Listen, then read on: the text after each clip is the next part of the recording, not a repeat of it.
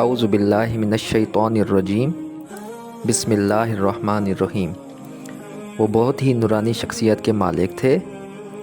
उनके चेहरे को देखकर मुझे ऐसा लग रहा था जैसे उनके पास दुनिया व आखिरत के ख़जाने हों। मैं सलाम करके उनके पास बैठ गया।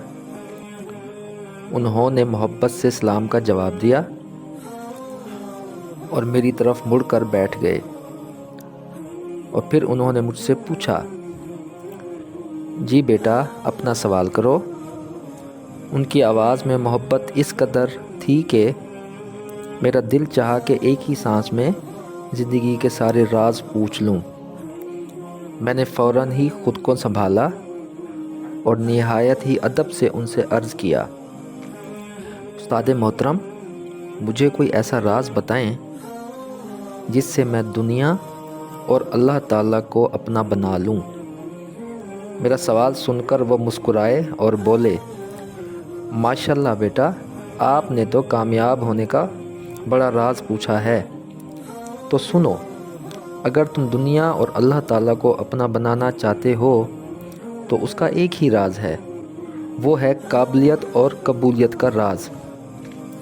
दुनिया में कामयाब होने के लिए काबिलियत का सिक्का चलता है, यानी जितने आप काबिल बनेंगे उतनी दुनिया आपको मिलेगी। जबकि अल्लाह ताला के यहाँ मामला इसके उलट है, वहाँ काबिलियत की जगह कबूलियत का सिक्का चलता है। यानी चाहे आप जितने भी काबिल बन जाएं, अगर अल्लाह ताला ने कबूल नहीं किया तो आप नाकाम हैं। जैसा कि आजकल गैर मुस्लिमों का हाल है, उनके पास काबिलियत भी है और दुनिया भी, लेकिन वो कबूलियत से महरूम हैं। यही नहीं बल्कि नबी करीम सल्लल्लाहु अलैहि वसल्लम के ज़माने में भी अबू लहब इल्म व दानिश में किसी से कम न था, और अबू जहल को तो अबू अल हकम यानी इल्म व हिकमत का बादशाह बोला जाता था। लेकिन नबी करीम सल्लल्लाहु अलैहि वसल्लम के होते हुए भी उनका इल्म व काबिलियत किसी काम ना आई, क्योंकि अल्लाह ताला ने उन्हें कबूल ही ना किया।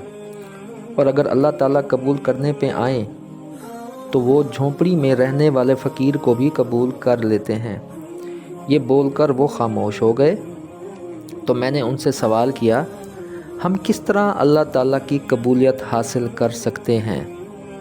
तो वो बोले कि इसका जवाब तो ख़ुद अल्लाह ताला ने कुरान पाक में दिया है।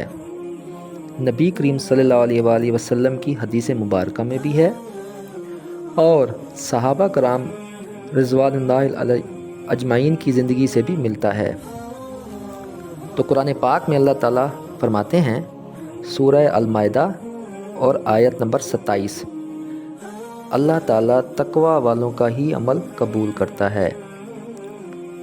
यानी इंसान तकवा अख्तियार करे, चाहे अकेला हो या लोगों में गुनाहों से ख़ुद को बचाए।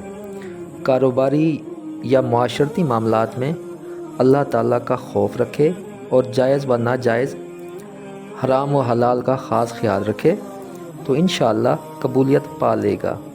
हदीस के मुताबिक आप सल्लल्लाहु अलैहि वसल्लम ने फरमाया, अल्लाह ताला तुम्हारी सूरतों और माल व दौलत को नहीं देखते, बल्कि तुम्हारे अखलास और आमाल को देखते हैं। यानी जिस शख्स के काम में जितनी नीयत अच्छी होगी और वो काम गुनाहों से पाक होगा तो उस शख्स का मकाम अल्लाह के नज़दीक इज़्ज़त वाला और कबूलियत वाला होगा।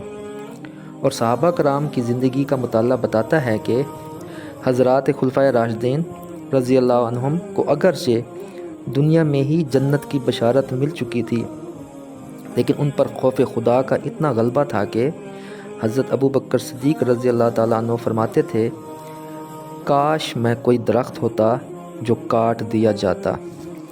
हज़रत उमर रज़ी अल्लाह ताला अन्हु कभी एक तिनका हाथ में लेते और फरमाते, काश मैं ये तिनका होता। कभी फरमाते, काश मेरी माँ ने मुझे जना ही ना होता। तहज्जुद की नमाज में बाज़ मरतबा रोते रोते गिर जाते और बीमार हो जाते थे। तो इन तमाम बातों से यही सबक मिलता है कि वही शख्स अक्लमंद और कामयाब है जो अल्लाह ताला के यहाँ अपने आमाल यानी काम की कबूलियत की फ़िक्र में रहता है। اور ہاں میرا بیٹا، یہ باتیں بھی یاد رکھنا، دنیا کماؤ، خوب کماؤ، مسلمان کو دنیا میں سب سے آگے رہنا چاہیے، خود کو سب سے زیادہ قابل بناؤ، اس کے لیے 3 کام کرو، اپنی صلاحیتوں کو بڑھاؤ، اپنے علم کو بڑھاؤ، اپنے تجربے میں اضافہ کرو، اس طرح تم قابل بن جاؤ گے۔ لیکن یاد رکھو، تمہارے ہر کام میں صرف یہ سوچ ہونی چاہیے کہ اللہ کی قبولیت ہوگی تب ہی تم کامیاب ہوگے، پھر بے شک تمہارا کام چھوٹا ہی کیوں نہ ہو، تمہاری ترقی چھوٹی ہی کیوں نہ ہو، اگر اللہ نے قبول کر لیا ہے تو تم کامیاب ہو۔